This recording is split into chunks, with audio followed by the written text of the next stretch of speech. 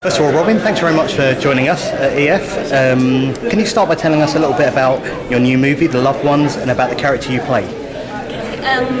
Yes, Lola is a young girl who's quite psychologically unhinged. She's very unique in that sense. When I read the script, I thought, wow, what an amazing character to be able to play. She's socially inept, basically. She's been raised in a household where her father has trained her in torture techniques, basically. So their idea of fun is pretty twisted. Okay, so that leads us on nicely to what attracted you to the role. I find with so many horror films that the women are always playing the victims or the passive kind of roles. And this is one of the first scripts that I've read where the woman is really kind of in charge of the whole event, and that really appealed to me. So, what were the challenges playing such a psychotic character, and as an actress, how do you get into that mindset? I was really aware of not kind of trying to emulate a psychological condition too closely, just in terms of I didn't want to get too close to psychologically disturbing myself in the process. So I read a lot of the Jeffrey Dahmer cases, and I found that pretty sufficiently disturbing.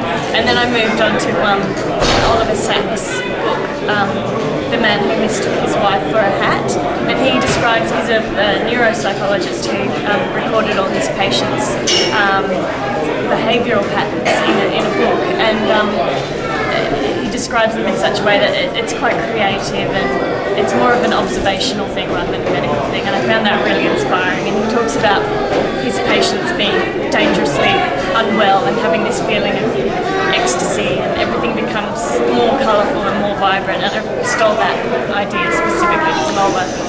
So it's more a line of you're not actually playing her as crazy because everything she thinks about is normal. Is normal. It's very everyday. Okay. What scene did you find the most demanding to shoot? Because it's quite a harrowing film. Yeah, probably the frontal lobotomy. The drilling. It's really.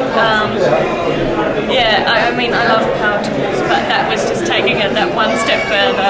And we did lots of takes for that because they wanted to get the angle of the drill and everything looking really frightening. So that was a long day on set. Are you actually a big fan of horror yourself? I'm actually a terrible wimp with horror, and I find it really difficult to watch, which is so ironic because I play such a psychopath and there's so much blood in The Loved Ones. I'm slowly getting cured of my fear of horror. Okay. Do you have a favourite scary movie? I watch Misery as my main kind of point of inspiration for The Loved Ones. I really love Kathy Bates' performance, and I like how character-driven and how obsessive she is. So that's probably one of my favourites. Can you tell us a little bit about the audition process for The Loved Ones? I originally auditioned for Mia, which is the gothic character that Jess McNamee plays, and then they asked me to come in and audition for Lola, and I was really pleased about that because I really connected with that character just in terms of the scope of what you could do with that character.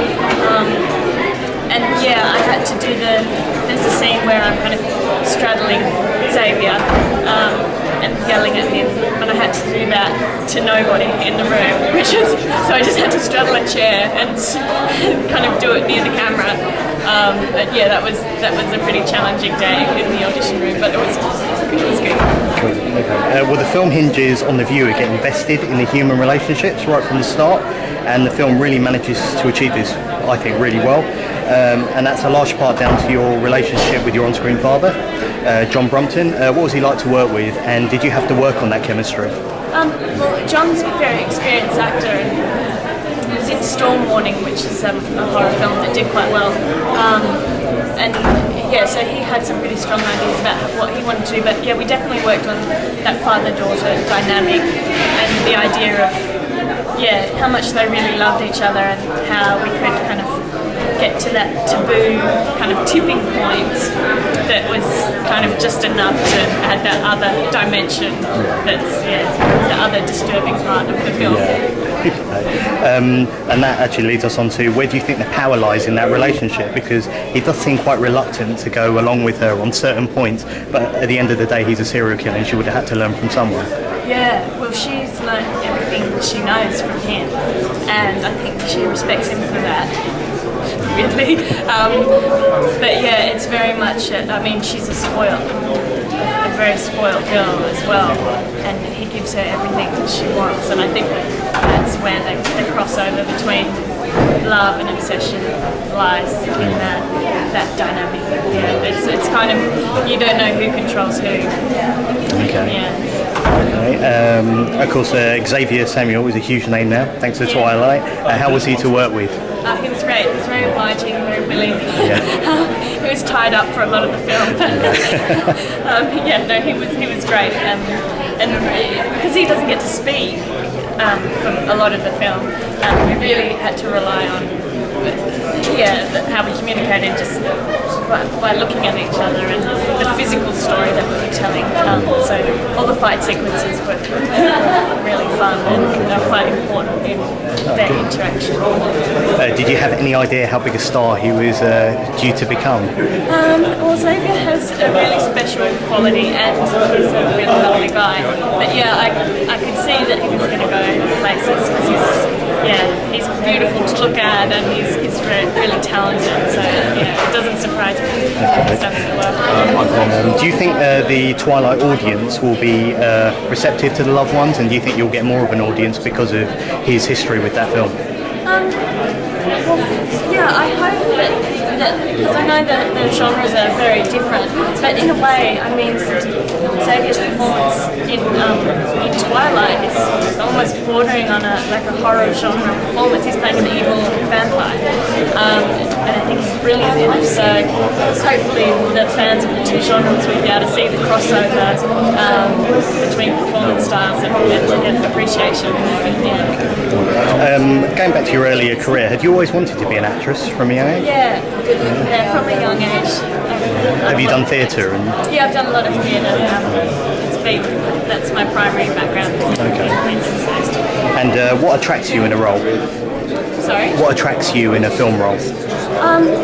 I kind of always base my choices on the role I've played previously, and then I try to go in the complete opposite direction. So one of my recent roles was a nun, so that was it was nice to play, after playing a psychopath, to go and play someone really virtuous. Right, okay. Well, Australia is very well represented at this year's Frightfest. Why do you think that is? Is a love for horror sweeping the nation right now? Yeah, I guess people who love the genre just go wild for horror. So it's just a genre with such a strong tradition, and I think it's really accessible and it's a lot of fun as well. Have you seen the final cut of the film? And is there footage that that didn't make the final cut that might be on the DVD? I'm not too sure. I have seen the film quite a few times at various festivals, but I'm not too sure about the extras on the DVD. But hopefully they'll be. Yeah. And finally, how does it feel to bring a brand new horror icon to the big screen? It's great. I never thought I'd make a horror film. I just never imagined it, and I'm really glad to have played Lola because she's completely insane. And I don't know, the next time I play an insane person, I don't know when that will be. So it's